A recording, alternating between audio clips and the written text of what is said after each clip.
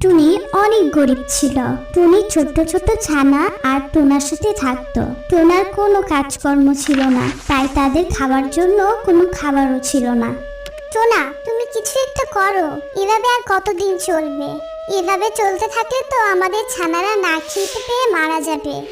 ওহ টুনি, আমি কি করব? এখন আমাদের খুব খারাপ সময় চলছে, তাই তো কোনো খাবারও পাই না, আবার কোনো কাজও পাই না। টোনা, তুমি একটা কাজ করো, তোমার ছোট ভাইয়ের কাছ থেকে কিছু খাবার চেয়ে নিয়ে এসো। ওরা তো অনেক বড় লোক, আর কিছু টাকাও। এমন বিপদের সময় ভাই তো ভাইয়ের কাজেই লাগবে, তাই না? তুমি বলছো যখন, তাহলে আমি চলে যাচ্ছি, কিন্তু আমার মনে হয় না আমার ভাইয়ের বউ আমাদের কিছু সাহায্য করতে দেবে। এসব বলে টোনা বাড়ি থেকে বের হয়ে যায় আর ছোট ভাইয়ের বাড়ির সামনে গিয়ে দাঁড়ায়।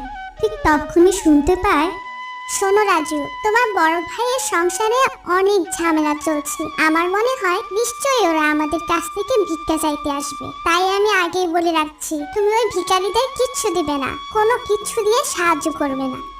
আরে আরে আমার শোনাবো, তুমি একদম চিন্তা করো না, আমি ওই ভিখারিদের কিচ্ছু দেব না। বড় ভাই হয়েছে তো কি হয়েছে, তাই বলে কি আমি সবসময় ফ্রিতে খাওয়াতে থাকবো?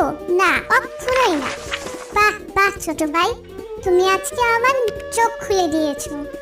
বাহ বাহ ছোট ভাই, তুমি আজকে আমার চোখ খুলে দিয়েছো। আমি তো এতদিন ভাবছিলাম শুধু তোমার বই আমাদের ঘৃণা করে, আজ তো দেখছি তুমি তার থেকেও বেশি আমাদেরকে ঘৃণা করো। আমার ছোট ভাই যে এমন হবে তা আমি কোনোদিনও ভাবিনি। আজ তুমি তোমার আসল রূপ দেখিয়ে দিলে। এখন তো জেনে গেছো, তাহলে এখানে দাঁড়িয়ে দাঁড়িয়ে মুখ দেখছো কেন? যাও, এখান থেকে চলে যাও। আমি তোমাদের সাথে কোনো সম্পর্ক রাখতে চাই না, আর তোমাদের মুখও দেখতে চাই না।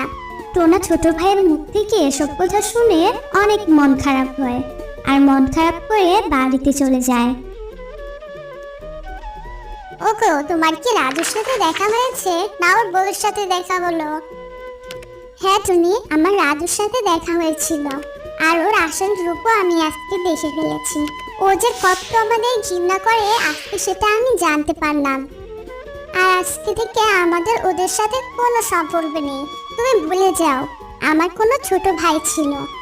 তুমি আমাকে ক্ষমা করে দাও টোনা, আমি তোমাকে জোর করে সেখানে পাঠিয়েছিলাম। এরপরে থেকে আমি তোমাকে কখনো ওই বাড়িতে যেতে বলবো না। আমরা সারা জীবন না খেয়েই মরবো, তাও তোমাকে ওদের বাড়িতে যেতে বলবো না। সেদিন রাতে সবাই না খেয়ে ঘুমিয়ে পড়ে। পরের দিন টোনা কাজের খোঁজে বাইরে যায়। যাবার পথে টোনার এক অ্যাক্সিডেন্ট হয়, আর টোনা সেখানেই মারা যায়। এখন তো টুনির মাথার উপর দুঃখের পাহাড় যেন ভেঙে পড়ল। বাবলু ভাই, ও বাবলু ভাই, যেমনই কাজ হোক তুমি আমাকে একটা কাজ দিয়ে দাও না। আমাদের যে কাজ করে খাওয়ানোর কেউই নেই, আমি সব কাজ করে নিই। আমার ছানারা অনেকদিন থেকে না খেতে পেয়ে অসুস্থ হয়ে যাচ্ছে, আমি তোমার সব ধরনের কাজ করে দিতে পারবো। আচ্ছা ঠিক আছে বোন, তুমি কালকে আমার সাথে কাজে চলো, মালিক তোমাকে কিছু না কিছু কাজ নিশ্চয় দিয়ে দিবে। বান্টির মুখে এসব কথা শুনে টুনি মনে অনেক শান্তি পেল। পরের দিন টুনি বান্টির সাথে কাজে চলে যায়। টুনি তার সব থেকে ছোট ছানাকে নিজের সাথে নিয়ে যায়। আরে আরে, এত ছোট বাচ্চাকে এখানে নিয়ে এসেছো কেন? এই ছোট বাচ্চাকে নিয়ে কিভাবে কাজ করবে তুমি? একে বাসায় রেখে আসলেই পারতে। আমি কিচ্ছু জানি না, আমার কাজ কিন্তু একদম ঠিকঠাক হতে হবে। ঠিক আছে মালিক, আমি কাল থেকে ছানাকে নিয়ে আসবো না, শুধু আজকে আমাকে কাজটা দয়া করে দিন। ঠিক আছে ঠিক আছে, আজকে তোমাকে কাজে রেখে দিচ্ছি, কাল থেকে কিন্তু একদম নিয়ে আসবে না। তাড়াতাড়ি কাজ শুরু করে দাও। তারপর টুনি তার ছানাকে একপাশে দাঁড়িয়ে রাখে আর নিজে কাজ করতে শুরু করে দেয়। সকাল গড়িয়ে দুপুর হয়ে যায়।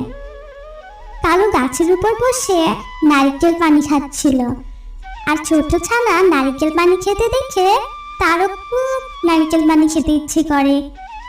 মা, ও মা, আমি ওই নারকেল পানি খাবো যেটা ওই আঙ্কেলটা খাচ্ছে, আমাকে এনে দাও না, দাও না মা, দাও না।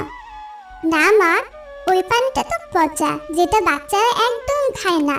যদি বাচ্চারা খায় তাহলে বাচ্চাদের পেটে পোকা হয়ে যাবে। এসব তো বড় বড় পাখিরা খায়। বুঝেছো আমার সোনার লক্ষ্মী ছেলে? চলো চলো চলো, সবাই কাজে লেগে পড়ো। 1 ঘন্টার বিরতি শেষ হয়ে গেছে। আমার কিন্তু কাজে ফাঁকি দেওয়া একদমই পছন্দ না।